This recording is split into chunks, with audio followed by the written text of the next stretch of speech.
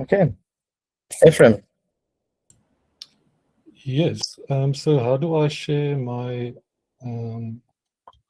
screen here? There's a little rectangle with an arrow pointing up. Oh, yeah.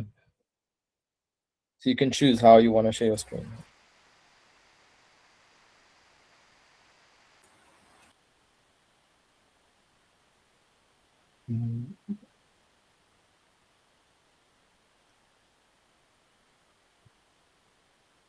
Okay. Is it showing now?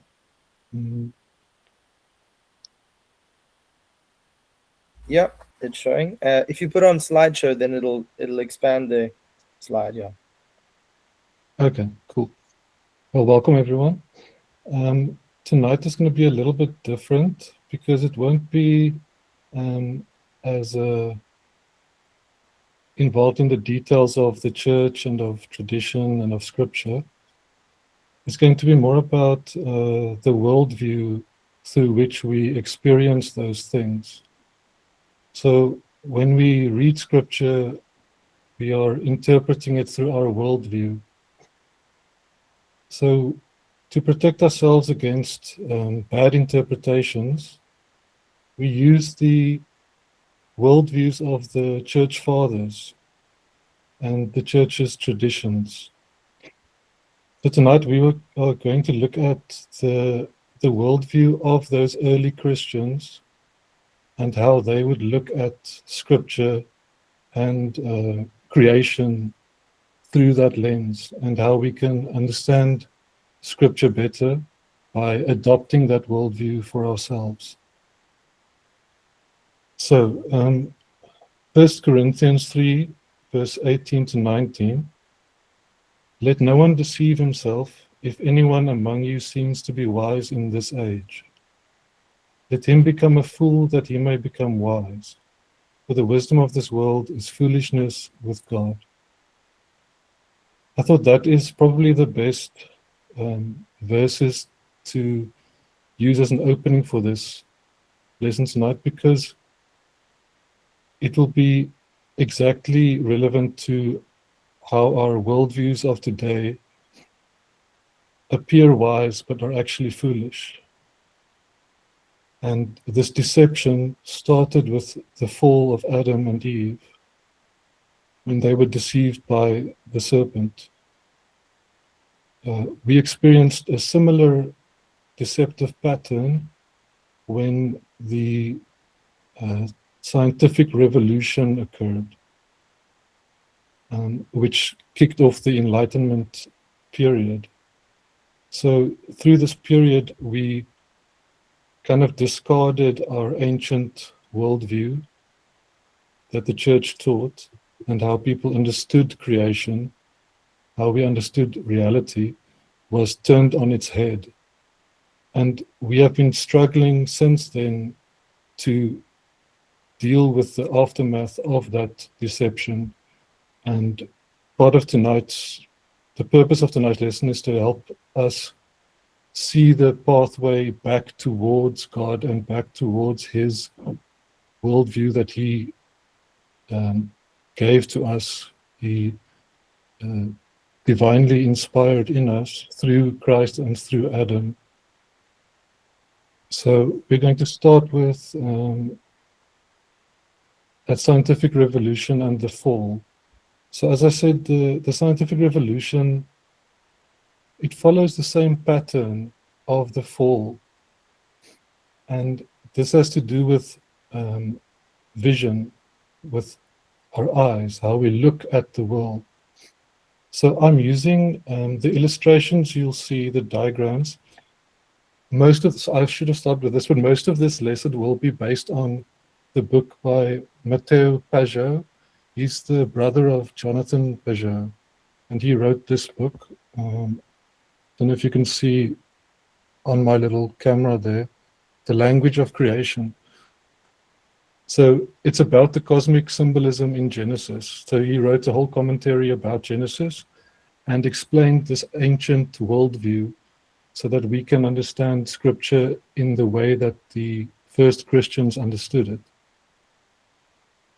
So the story of the fall is about the dangers of acquiring greater material knowledge at the expense of spiritual insight. So you can already see how similar this is to the scientific revolution. We discarded the spiritual insight in order to advance our technological understanding. So our material knowledge increased, but we lost the spiritual insight. In Genesis, it talks about their eyes were opened to a strange universe devoid of spiritual meaning. So if we look at the diagram at the bottom, Genesis at the left, that is an illustration of how we experienced reality before the scientific revolution. This is how people looked at the world, at creation, because this is the worldview that Scripture gave to us. This is the explanation that God gave us to understand creation with meaning, with all of its meaning included.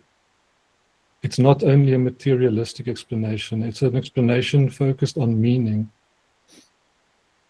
So when Adam and Eve's eyes were opened, they lost that spiritual vision, which was naive in one sense, but also protected them from meaninglessness, right? Because when their eyes were opened, they realized the material facts of the world that were not relevant to them before, because they were living in the meaning and purpose that God gave them. Now they were open to all the possibilities, which included sinful actions. So this is the exact same pattern when we look at the movement from Genesis to the geocentric vision, where we realized that the earth is round, right? But we still thought that the sun was orbiting earth. So that was the first step in our eyes opening. And then the next step was when we found out that the sun is actually stationary and the earth is moving around the sun. This is the heliocentric, helio is just sun, so heliocentric worldview. Now, if we look at that same diagram a little bit changed and look at it from the perspective of vision in the garden, and if you walk outside now, right, your eyes are on the horizon. That is how we experience reality.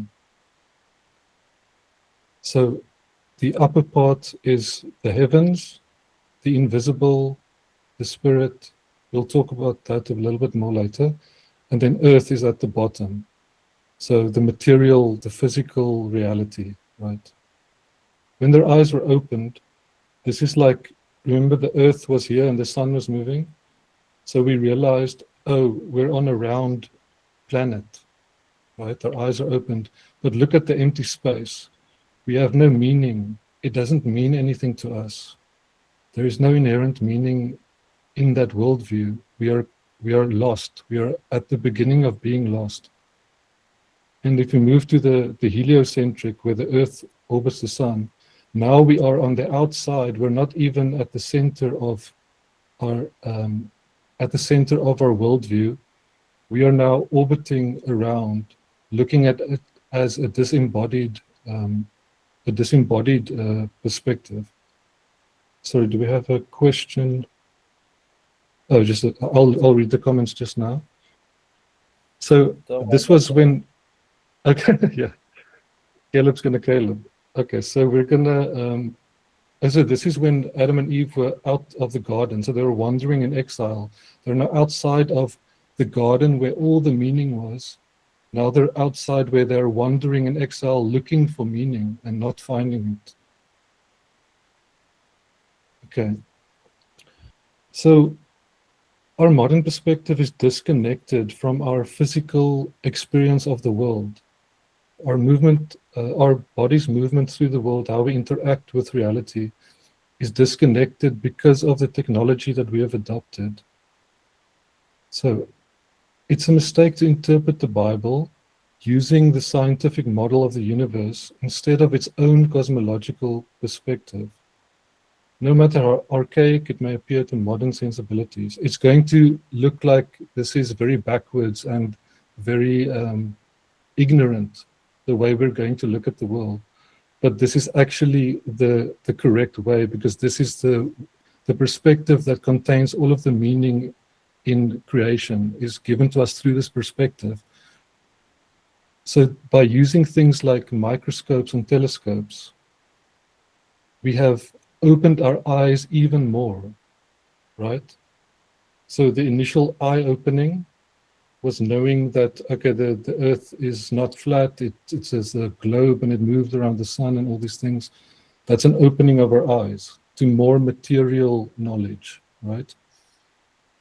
Now, using a microscope is giving us even more sight. It's extending our vision outwards in the into the minute details of reality. So it's again opening our eyes to a new physical reality. And then with telescopes, we're further extending it into the outer reality, beyond Earth even. So this may seem, so like the opening quote said, the wisdom of the world is foolishness to God, because it looks like the technological advancement is amazing, right? Because it's cool. You can look how far we can see, look at all this information we have and how much more we understand the physical reality of the universe. But this has also blinded us to the same extent when it comes to the spiritual half of the universe. Because God gave us the worldview of half of the universe is material, which is below us. The other half is spiritual, which is above us. And we're ignoring the spiritual by only focusing on the material. So understanding matter and mechanical causality, it cannot move us towards higher truth or meaning, right? Material understanding is meaningless without the spiritual insight, right, to inform what we are looking at. So knowing things about the material world does not move us any further towards God or towards truth. It only serves to distract us with worldly wisdom, which is useless in the spiritual realm. Right?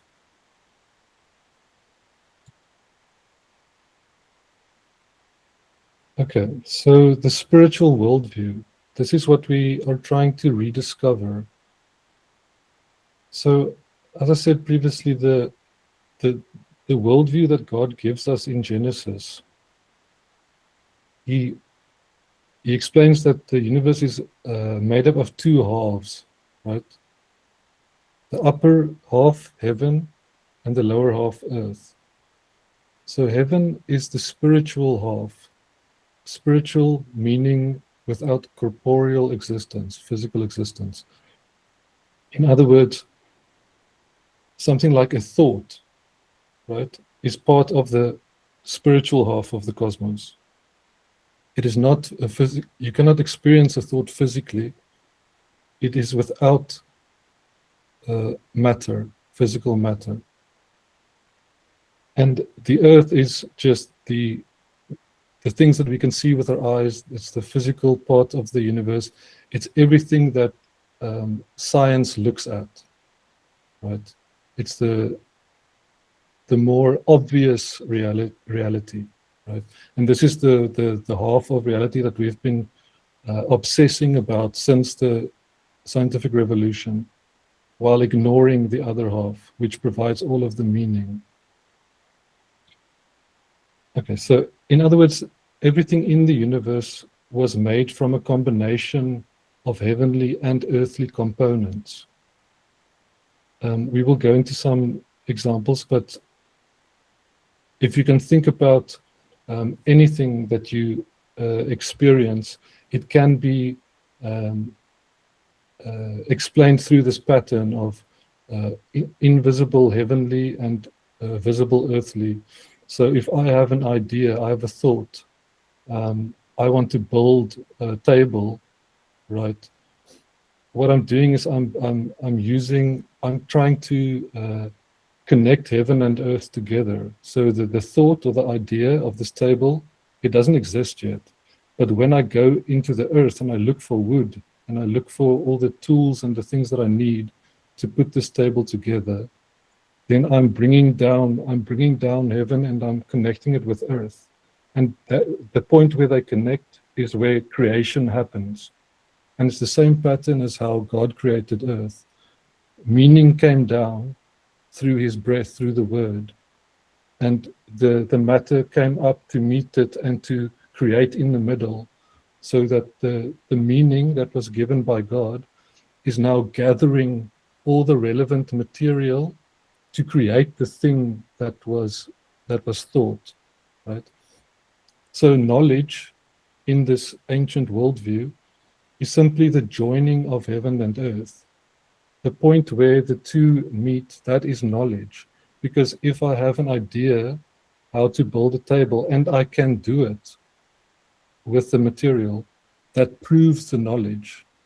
So the physical table supports the idea that I can build a table, right? The knowledge is demonstrated through the creation of the thing that I'm making.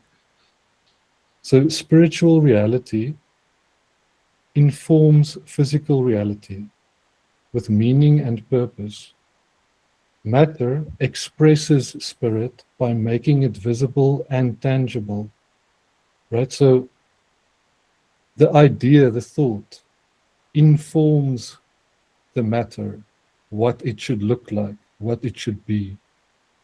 I have an idea and I transform it into creation by expressing it through matter that I get from the physical half of the universe. Identity comes down from heaven and gathers all relevant matter from earth to create a particular expression of the identity.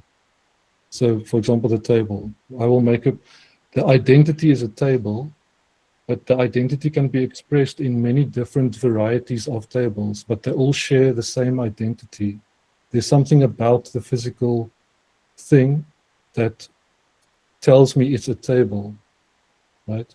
But when I create one, my expression of a table will be a particular expression that will share the characteristics of the identity itself. Okay.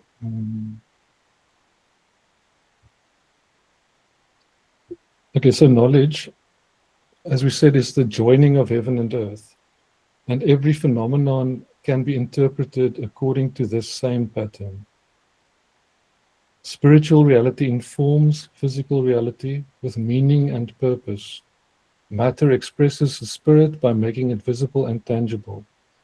Identity comes down from heaven, gathers all relevant matter from earth to create a particular expression of the identity.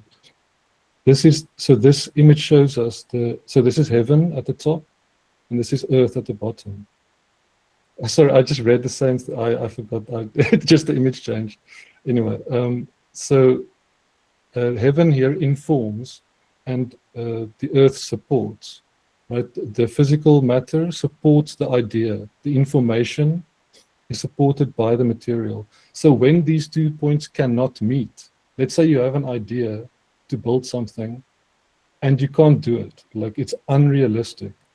Then it's not a true idea. That is not knowledge, right? Because the two things are not lining up. There's some miscommunication. It's like you're thinking that you can create something that the earth cannot provide with its material, right? That's when the 2 points do not meet. That would be like a lie, right? The heaven and earth are not aligning. So the theory is not matching the facts, right? If the theory doesn't match the facts, it's not a true thesis, you could say. Okay. Divine language as the source of creation. Okay, so as we have talked about how God created the earth, he spoke it into being, right? And how did he speak it into being? He used words, right? He uses language. So the materialist perspective would be that the universe resembles a gigantic machine composed of meaningless matter and mindless energy. So there is no meaning, it is just a description of everything that is, right? There's no meaning behind it. It's kind of chaotic or random. From the spiritual perspective, it's more like the universe is a written language, because that's the way that it was created, right? So creation is the manifestation of a divine language. So God speaks it into being. So God's divine breath becomes word and light, from Genesis 1, 2-3. Right, so the breath becomes word, so it takes on more meaning. Right, breath by itself has to think about the breath being higher up on that heaven and earth a diagram. Think about breath as being higher up towards pure meaning, and word being a little lower down, because word has more. You can write down a word, right? You can't write down breath, you know. So word is a little bit more. Is easier to understand. Is lower down to the earth. It's more connected with material reality. And the light, we will discuss light a little bit later, how the ancient people interpreted light, or how they thought about light. To understand Genesis and its ancient cosmology, we must posit a universe founded on meaning and language, right, instead of a mindless mechanical causality. Written words are the union of physical marks and abstract meaning. Okay, this might sound strange. Like, some people do struggle with this idea, but once it clicks, it'll make a lot of sense. So if you look at the word, right? Okay, let's start at the bottom. So we have all these marks at the bottom. We have 36 random marks you make with a pen or pencil or whatever. It has no meaning yet, right? It's just random marks on a page. You can't decipher it. Once it moves up closer towards heaven, right? This is the bottom. This is like random chaos. This is like, think about the ocean that symbolizes chaos. This is like the ocean of just pure potential. This is like all the potential to write anything that you can. Anything you want, you can write with these marks. But as we move up one layer of meaning, right, we're adding one layer of meaning. Now we can form letters, like we know an alphabet. So now we can write out the letters that we need. So there's one layer of meaning has been added. Now we learn vocabulary. We have access to words which have meaning, which represent ideas and thoughts and things. So we have the three words that we can make: was, there, and light. And now when we add another layer of meaning, grammar, we can write the sentence, there was light. This is the meaning. This is the divine revelation from God, right? He spoke these words into meaning, and he brought it out of creation, out of the material world, into existence, right? He's lifting up the material to join with the meaning that he wants to manifest in the world.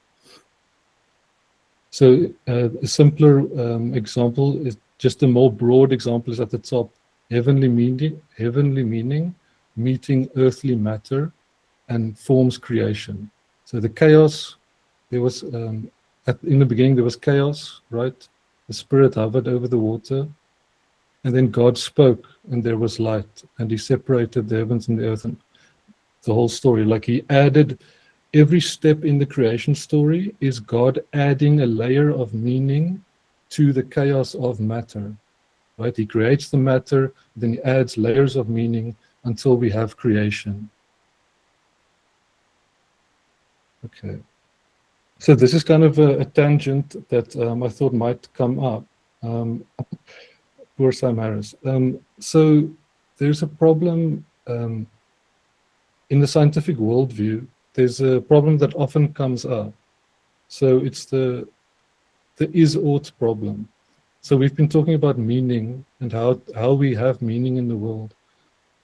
And the materialist, scientist, atheist kind of worldview tries to defend the idea that you can come up with morals about ethics without God, right? They think that you can extract ethics from the material world, right? But matter cannot produce meaning, because that is not the world that was created. That's not the world that we live in. And the philosopher David Hume, he identified this problem, that you cannot logically derive moral ought statements, it's like what should be, solely from factual is statements. So by describing the world as it is, you can never derive moral behavior. What the world is cannot tell you what it should be, right? So science answers the questions of what is to describe physical phenomena. It cannot answer questions regarding what ought to be, like what should be, like what should we do that's good, right? It cannot answer those questions because it doesn't have the tools to do this. It operates in a completely different environment. It operates in an environment where we are not, they remove the observer from the experiment, for example. This is a problem in scientific experiments where I think they call it the observer problem, where different observers will get different results with the same experiment. I think there was an experiment done, I think it's a double slit, or maybe someone will know, where when there was an observer, the outcome of the experiment was different from when there was not an observer, and they could not explain that.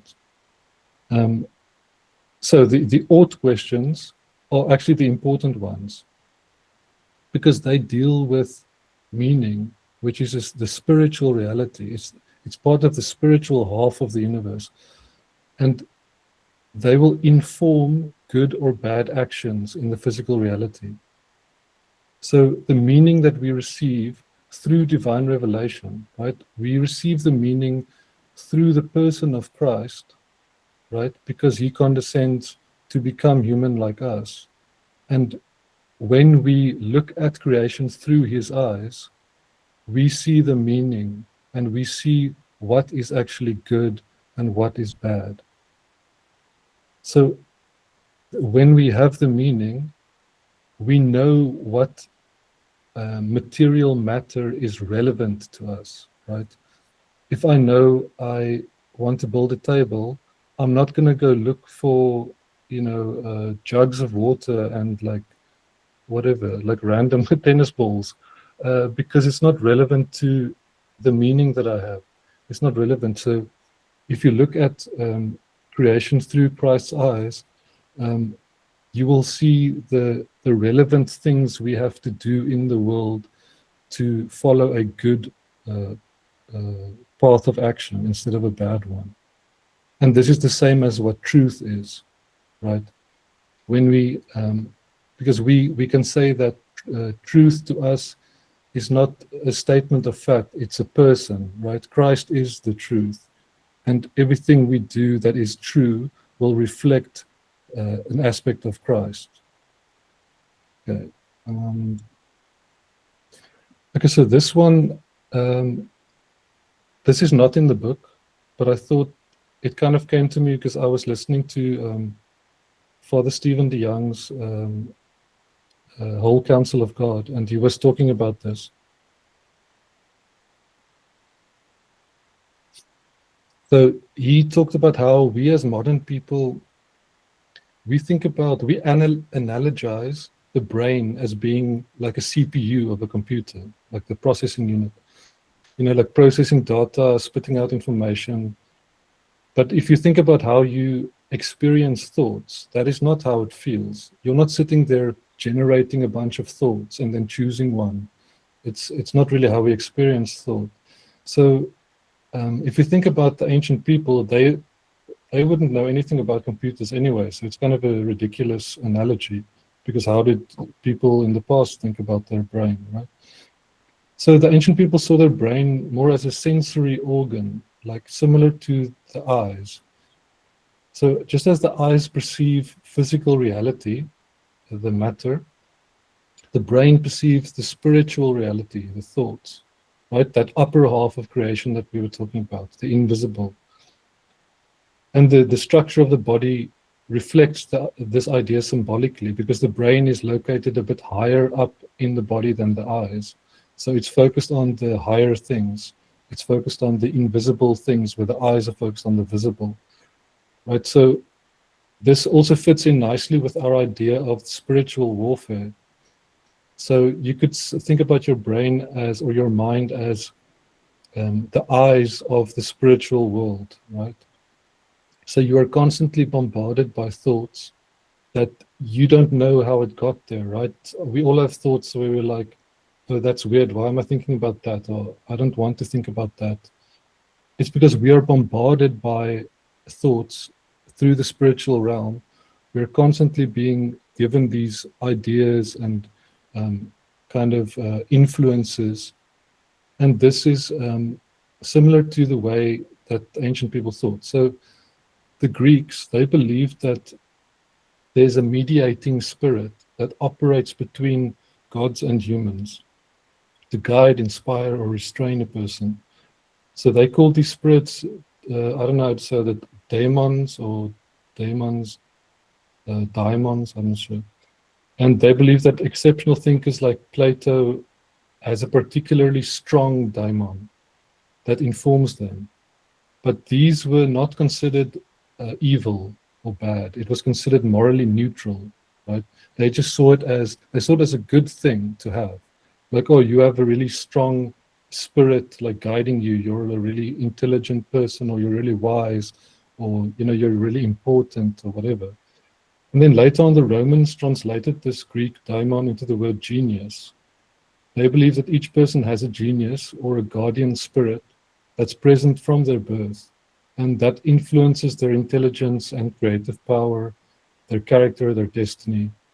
So if you're a very, like someone who we would call a genius, like they would say that his genius is very strong, right? He has a very strong spirit guiding him.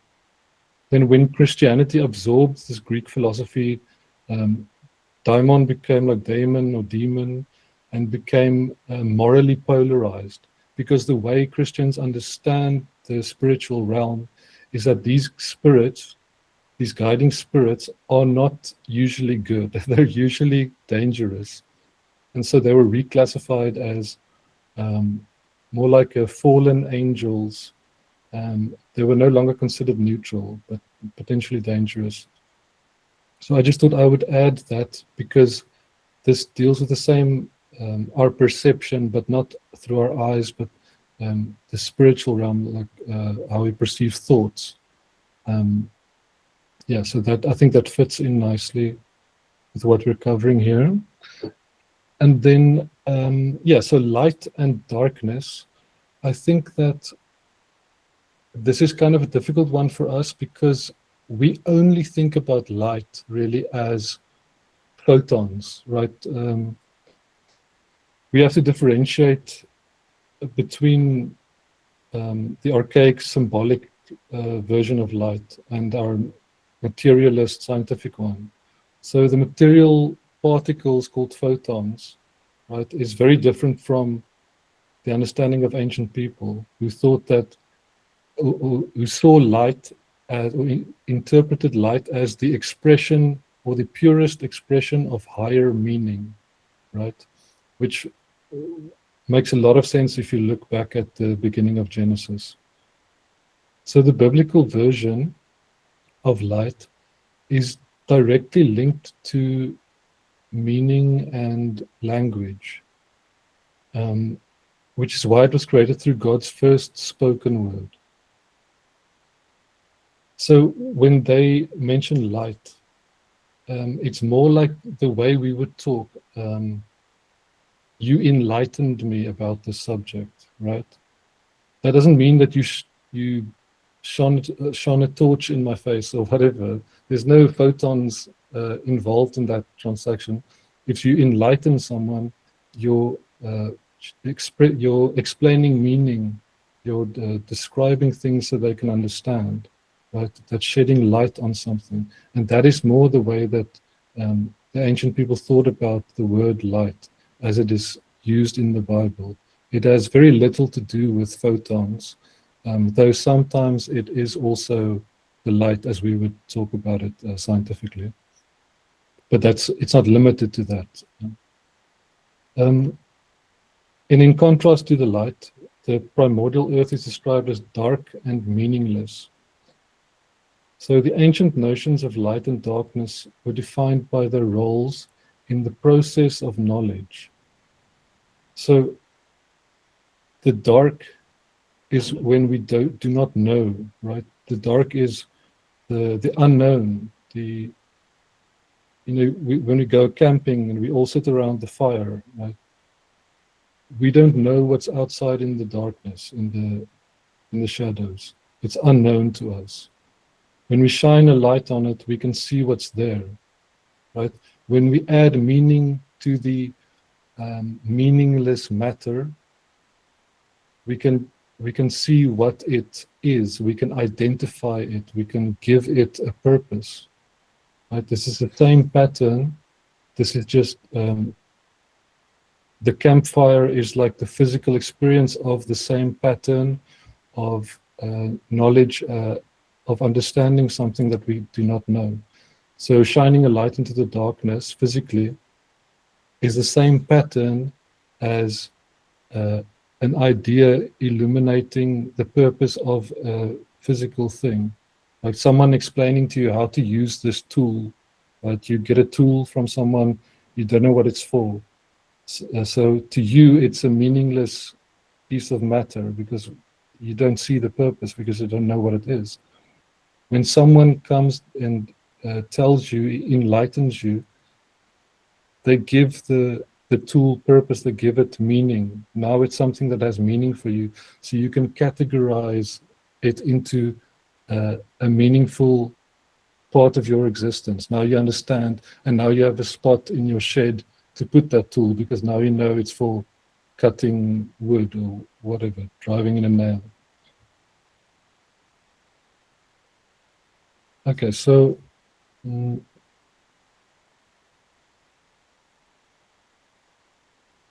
right, so as we spoke in the previous slide, light transforms enigmas like mysteries into knowledge.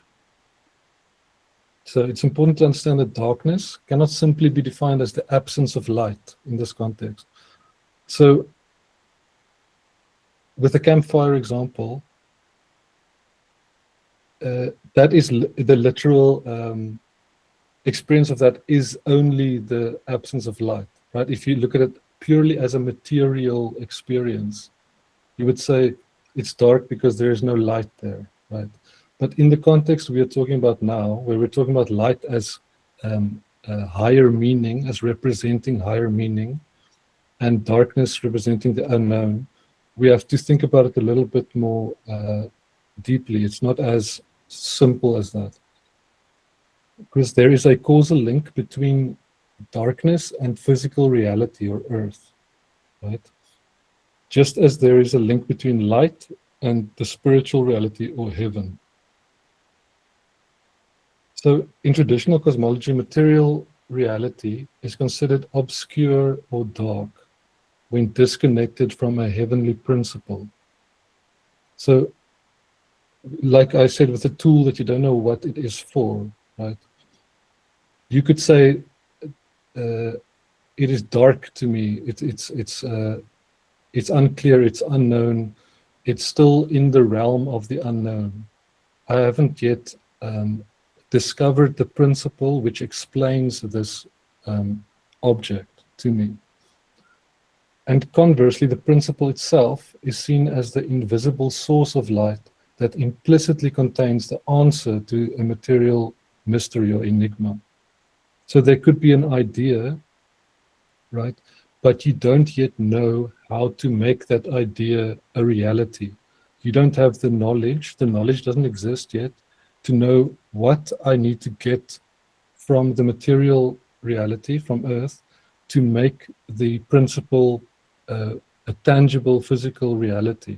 It's only an idea at this time. So, for example, two physical objects which there is no discernible relationship are paired together. So, like on the right, a blade and a stairway. We don't know what the link between those two things are. It seems random.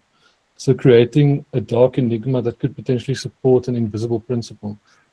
So as we said previously, the earth or the material realm supports the principle or the idea, the information at the top.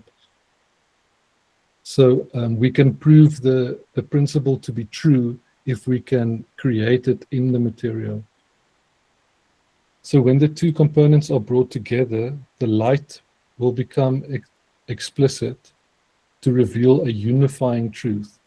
So when the principle is revealed, right, by combining these things in the right way, it reveals the truth that unifies those two things. The two things at the moment seem to be disconnected. They don't seem to be, the relationship doesn't seem to be clear. Like why are they put together? We don't see why. So if we look at the bottom, the answer is the principle at the top is an inclined plane. So if you think about a blade, maybe this is kind of a strange example, but I think it works. So the blade, you can think about what a blade looks like. It's like a wedge, right? It has like a sharp edge, and it becomes thicker as you go up, right? It's like a wedge. And the stairway is a structure that you can move upwards like a ramp. So if you combine these ideas, so you're pulling meaning out of the blade and the stairway, right? You're lifting them up, and then you're combining those two ideas, and that reveals an inclined plane, right? An inclined plane would be the combination of a wedge and a ramp, right? So if we have the principle first, if we have the inclined plane first, we would have to discover what in the material reality is needed to express that principle, and then prove the knowledge, right? Because the thing that you build with the idea and with the material combined is the proof of the knowledge. If you know how to build something, you simply go and get the right material and you build it with the idea that you already know. So the knowledge happens when heaven and earth meet, as we've said previously. Right, so we've spoken a lot about vision. So the eyes are incredibly important for us to understand the human experience, right? There's also a lot of symbolism attached to the eyes. So the eye is a symbol of knowledge in biblical cosmology because of its relationship with light. So think about what we said about light previously, that it reveals higher meaning, right? So the higher meaning enters our eyes, and we can understand, we have knowledge. So the ancient concept of light as beams of meaning has nothing to do with its materialistic counterpart as beams of particles. So light as higher meaning, so we could see it as beams of meaning, right? It enters our eyes and we understand it. It's not beams of particles, not photons, right? It's about meaning. So according to ancient emission theories of optics, the eye emits its own ray of light, which pierces the darkness to identify objects in the world. I think I've seen illustrations like that, where it's like light emitting from your eyes. Right? It's just trying to illustrate you perceiving something, right? Yeah, that's so. If I can just jump in there quickly. Yes. There's there's in iconography that's often the case. You see even in Genesis icons, you see these beams are coming out of. There's a lot of jokes like it looks like like X-Men, but because it reflects that concept of beams actually emanating from our eyes. So yeah, that's definitely found its way into the iconography as well. Yeah, I think I saw some of them. Yeah. So this is it's a good way to illustrate how we experience the action of identifying objects, because it's quite an abstract thing. Like, it's difficult to kind of show someone how you identify an object. So it's like a illustration of how that happens. So this archaic understanding of vision parallels Adam's ability to name the animals in the Garden of Eden, right? So God, through divine revelation, God reveals the identity of the animals, right? The identity comes down to Adam, and through his vision, he can look at the material reality and see, okay, that's an elephant, that's a lion, everything has an identity, but it's been revealed to Adam, and now he uses his eyes to identify the objects that match that identity. The place, it's knowledge. So he knows the animals now, because he can now connect the material world with the divine revelation coming from God. So that is how he can name the animals, give them names. So the snake, or water as well, symbolizes the limits of Adam's ability to categorize. This was an interesting one that I didn't really know about, because, as I said, God asked Adam to name the birds of the heavens and the animals of the field, but not the fish of the sea, right?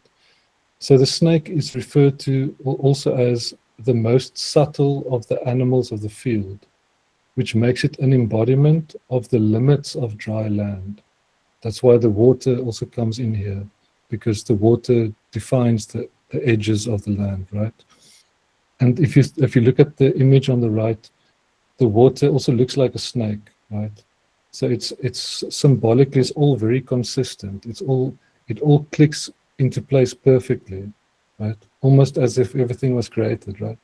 So if it says the most subtle of the animals of the field, it's like this is the edges of Adam's perception of the world. So the snake is right at the edge of his perception. You almost can't identify it, right? So if we look at yes. Kyle, go for it, dude.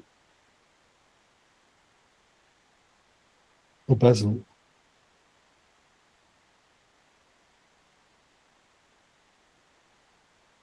Basil?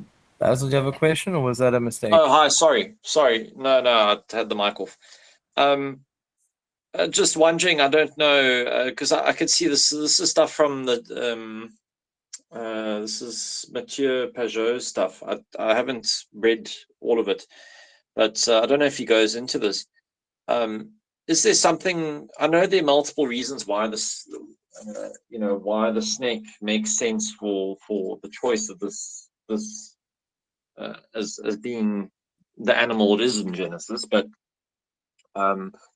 there's something unusual about a snake in that it lacks limbs. Like pretty much everything else has some form of limbs, protrusions coming out of it. Other thing is the resemblance of the snake to rippling water. I don't know if anything like that is mentioned. Yeah, so one of the things that he mentioned is that it's actually on the cover of his book. He has the tree. I don't know if you can see. So it has the tree in the center and then the snake around it. So the snake, it represents that edge of our perception, like the edge of chaos. But he also mentions that it represents time. So because time is the agent that makes change happen, right? So it's I haven't looked into it deeply. I thought about maybe putting it into the next lesson, like time and space, which is also quite a big subject. But yeah, he uses the snake as a symbol of time. So I think the presence of the snake causes change in a direction, right? So when time is present, So before the fall, we didn't experience time in the same way as after the fall. So I think the presence of the snake adds a dimension of time. It makes, when the fall happens, it puts us in this experience of time that moves linearly from moment to moment. And I think that before the fall, we experienced eternity the way that God would experience eternity. So that the snake has something to do with time as well, but I'm not 100% sure. Okay, that's interesting. Yeah, I think I won't take up more time though. Anyway. No, no worries, no worries. Okay. Everyone can save your questions to the end. Okay, so let's see. Yeah, so the image on the right is quite self-explanatory. It's quite self-explanatory. It's just the black dot is still unknown to us, our perception, right? Let's say that those are the animals that have not been revealed to Adam, right? Their identity hasn't been revealed. And on the right, he has the identity of all these animals, and now they're put into the correct categories. So they're all in the nice, neat structure, and we can understand what they are. But outside is still the water, the chaos. There's still things that we are not privy to, right? We don't know everything. That is actually the end. I stopped it there. I think it was, I kind of judged like 10 slides is good. So we can do some questions, and I think for next time we can do time and space if people are interested, because this tonight was about heaven and earth, and time and space are the two other aspects of reality that we need to change our perception of, to see it as the way that the ancient people saw time and space, because it's quite different from the way we understand it scientifically. But if anyone has a question or a comment or something. Can I make a few comments? Thank you, Ephrem. That Yeah, was go for it. I'm tired of talking now. wonderful presentation, and I think it fits really well with John's gospel. John often spoke about light and life, and so maybe I wanted to make a comment about Jesus Christ as the light of the world, and then also about the animals as well, because I think both really interesting. So, one of the things I wanted to share is that in John's gospel, he's revealing to us that Jesus Christ is the Logos, so that the heavenly coming down to earth, and meeting with matter, which is the theotokos, right? But another concept is that Jesus is sharing this heavenly, this higher information with us, right? He said, we are to become the light of the world. When we become Christ bearers, we become the light of the world. And so part of the Christian goal, the Christian commission, the Great Commission of Christ, is that we exactly do that. We go out into a world which is in darkness. It's potential. So not necessarily looking at it as evil or something, but just as this potential that hasn't had light, as in the spiritual idea of light, pull out of it its meaning. And I think it's very clear. I think in our generation, a post-Christian, a Christless life, although it may have lots of information, it's actually in darkness still because it has no meaning. And so I think we have to realize that becoming a Christian means that our goal is that Christ himself gives us, he imparts meaning from above. And I mean, it's so embedded in like Orthodox symbolism and theology.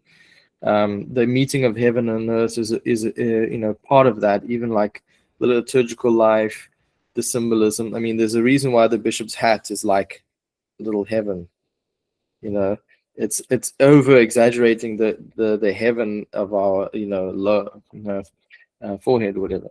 So I think it's important to see ourselves as light bearers in that sense of the word. So, the kind of how can I say, like, childish view is like being light bearers is being really, really nice people to everyone. But that's not what it's about. It's about meaning. So I thought that was very interesting to see it like that. And another thing about animals and the story about naming animals is, and I think everyone can relate to this, like if you, let's just say, here's a good example. I don't know if anyone ever watched My Octopus Teacher. Something like this, My Octopus something. It was filmed here in Cape Town by a South African man who would dive often, and he kind of got to know this octopus. So it's a wild animal, and he spent lots of time with it, and over time, they kind of formed a relationship, and he started to notice all the, like, its character and whatever. And he filmed it, so he shared it with us, and so everyone had created this bond with octopus. And what I think is really interesting as human beings, because we are this connection between heaven and earth, that we have a heavenly and an earthly, we're on that horizon, that when we interact with the world, we naturally impart meaning from above. And so that's why if you walk past a wild flock of birds, it's just a kind of like wild flock of birds. You don't know anything about it. But if one lands on your stoop and you feed it or you interact with it every day, it starts to, first of all, you'll give it a name, literally, but you'll start to meaning will like kind of the meaning of that bird will expand, if that makes sense, and the nuances and everything.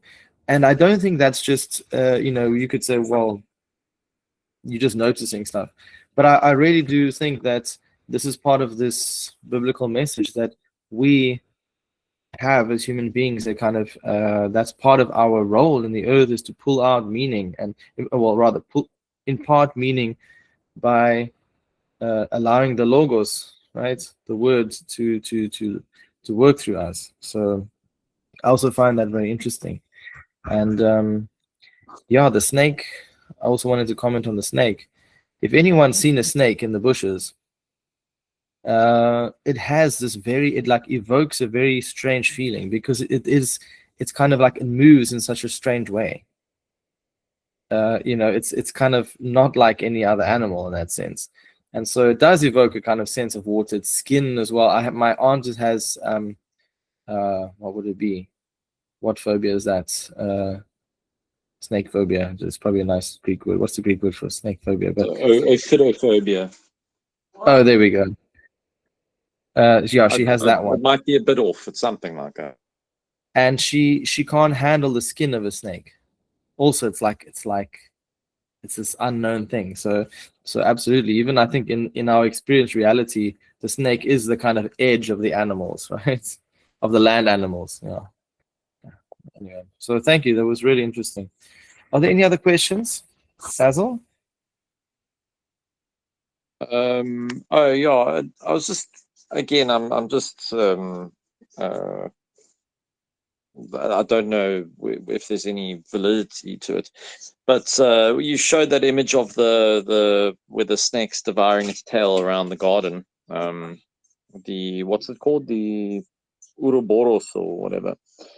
But in you were talking about the change of mindset of time, of how it was thought, and then how it was thought today. And you could think of Genesis as that point where our idea of time changes from cyclic to linear.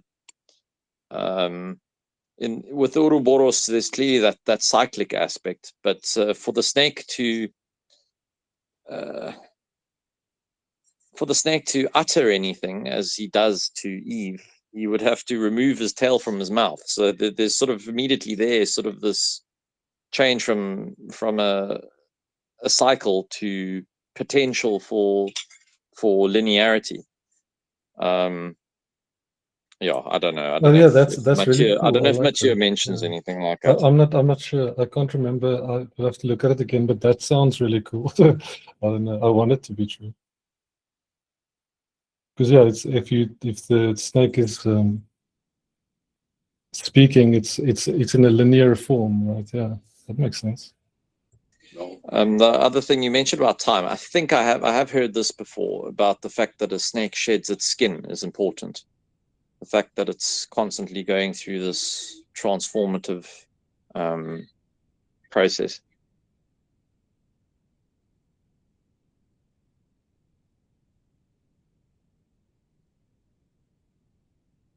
Yeah, I think the shedding, that's why it's also linked with the time, yeah, because time, the way they see time is that it's the aspect of reality that causes change. So time is the thing that causes things to change. So the shedding of the skin shows that time is moving, change is happening.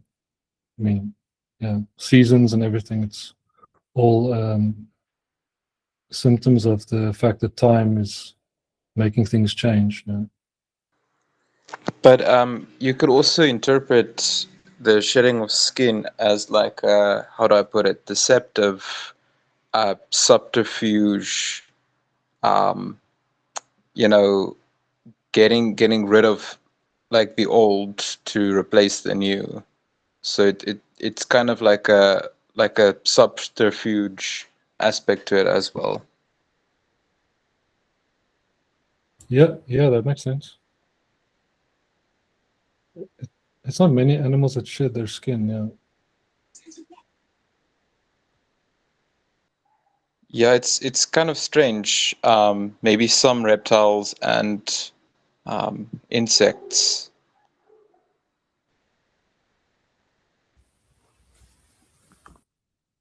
Do you have any other questions from anyone?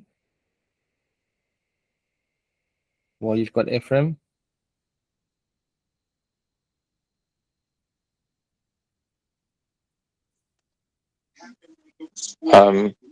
Perhaps another comment, Father. You're just talking about the octopus teacher, and you mentioned about a bird coming down from a flock.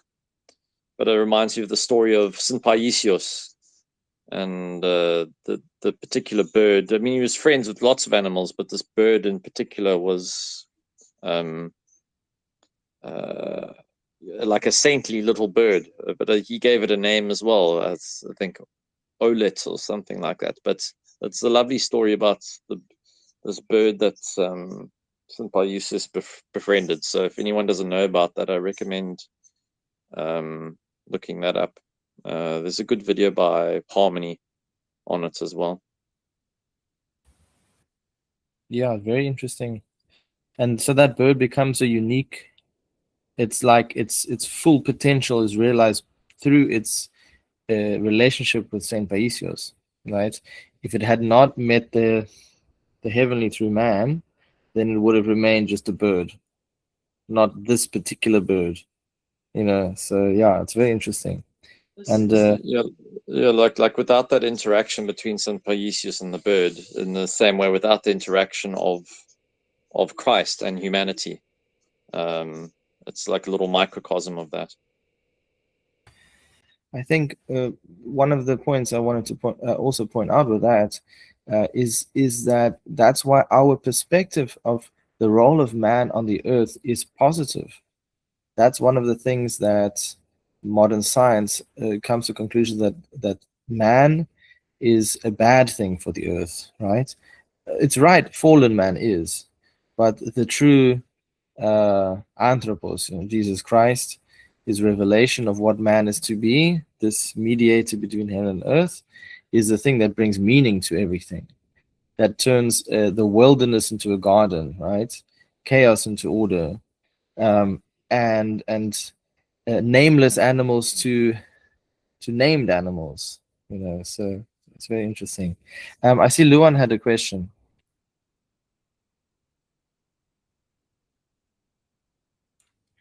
Hi. Yeah, it just stuck with me when Father, when you mentioned that everything's about meaning.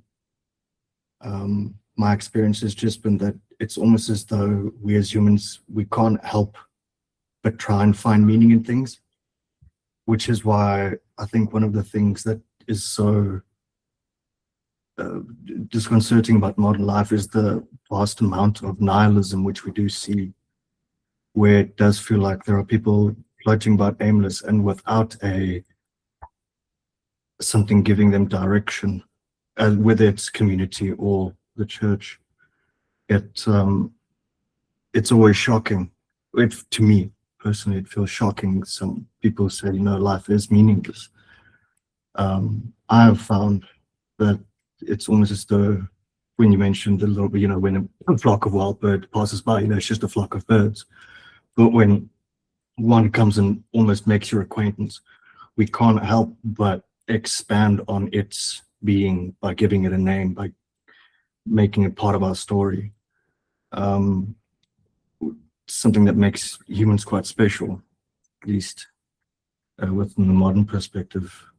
It just really stood out to me, and I think it's worth taking note of that when we do find things that are meaningful, that they are special because of creation, passion, etc., all of the background to that.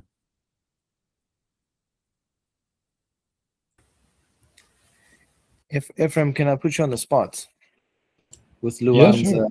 comment? Let me ask you a question, Okay. kind of based on Luan's comments there. So do you think we as people, do we project meaning, like are we looking in chaos and noticing patterns? Is that something that's just part of like what humans do to survive? Maybe, let's just play around here, but like, so okay, so maybe it's just an evolutionary trait, right, to recognize resources. Like that could be a perspective, or what is the Christian perspective? Is that meaning something we manufacture, or is it where are we getting this from? Mm, Well, I think that all meaning essentially comes from the divine revelation of God. Like God imparts meaning into the world because He created it with meaning. Right? He didn't create anything without meaning. So I think when we recognize certain patterns, I think so obviously you can identify patterns that are false, right? There are false patterns, like people can get into, people can become schizophrenic and they become paranoid, because they see patterns in everything, right? So that's like false patterns, let's say. So I think that what happens is that it's the same with sanctification, right? So the saints, we could say, because many of the saints um, prophesied things that will happen, right? Because their eyes, their spiritual eyes, have been completely cleansed of sin. So the patterns that the saints realize, that the saints identify, are true patterns because they see the truth as it is. Where we are still struggling to see the true patterns because we are still half blinded by our sin.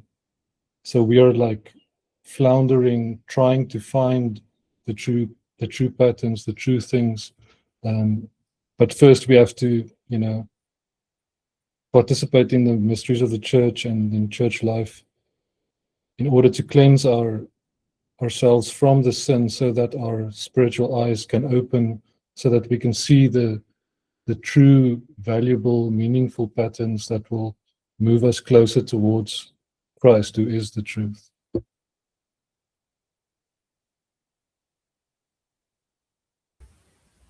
Thank you, Ephraim.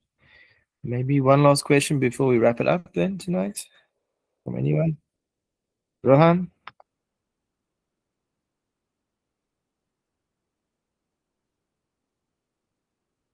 Yes, go ahead, Rohan.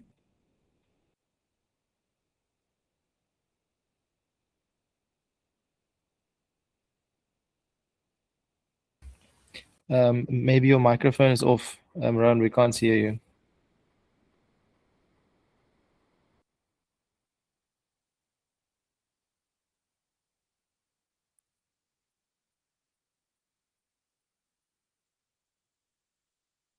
Okay, maybe Rohan made a mistake. What Any other? happened? Rohan, we need you. Okay. Any other questions? While Rohan maybe gets his microphone on.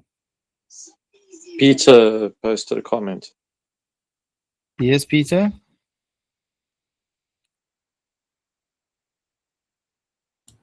Oh, he just said hello. So. Okay. Well, if there are no questions, Rohan, if you do have a question, you can always post it on the WhatsApp group. Thank you very much, Ephrem. I'm looking forward to next week's part 2. Yes, I see the question. I did record it, so I will put up the recording in the next few days together with last week. But I think these themes that Ephrem is pulling out are very important for us as we journey through John's gospel, because part of the signs that Jesus shows in John's gospel, signs of light, healing from blindness, which is not just the physical. So really, really very connected. So thank you very much. Have a blessed evening, Ephrem, and we look forward to next week. Thank you Thank you. It again. was a pleasure. Thank you, everyone. Okay, bye. Thank you, Fred. you. Thank you, Thank you, Ephraim. Father. Thank you, Ephraim. Thank you very much, Father.